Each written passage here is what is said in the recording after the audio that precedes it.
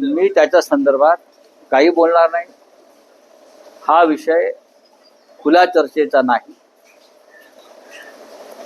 राज ठाकरे यांनी एक भूमिका व्यक्त केली होती उद्धव ठाकरे साहेबांसंदर्भात.